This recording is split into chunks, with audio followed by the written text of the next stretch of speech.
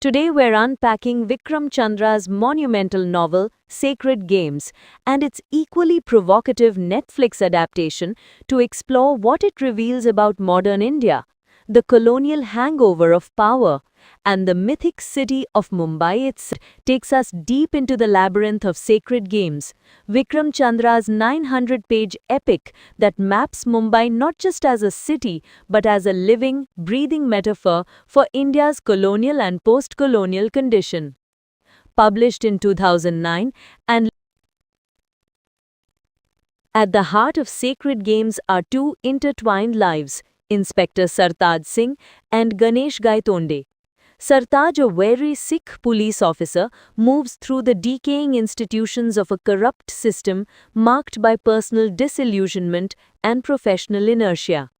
Gaitonde, on the other hand, is a self-fashioned gangster philosopher whose criminal empire reflects both ambition and existential despair. When Sartaj receives an anonymous tip about Gaitonde's secret hideout, their destinies collide. What follows is a narrative of betrayal, redemption, faith, and apocalypse.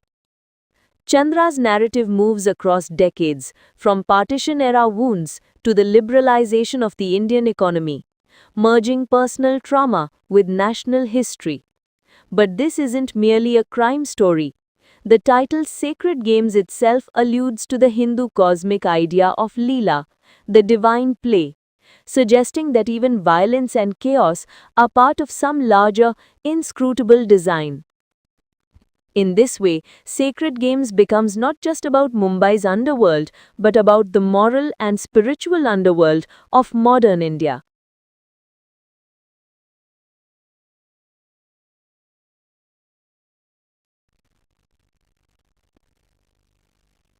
Let's step back and ask, what makes Sacred Games more than just a gangster novel? First, its narrative architecture.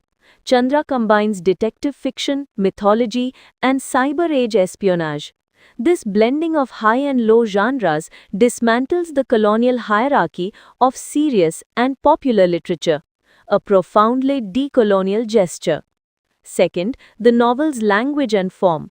Chandra uses English in a deeply Indianized rhythm, inflected with Hindi, Punjabi, and Marathi, refusing to submit to the monolingual demands of colonial modernity. The linguistic hybridity becomes a metaphor for the pluriversal reality of post-colonial India. Third, the philosophical depth. Gaitonde's existential reflections echo Nietzschean nihilism, yet filtered through Indian metaphysics.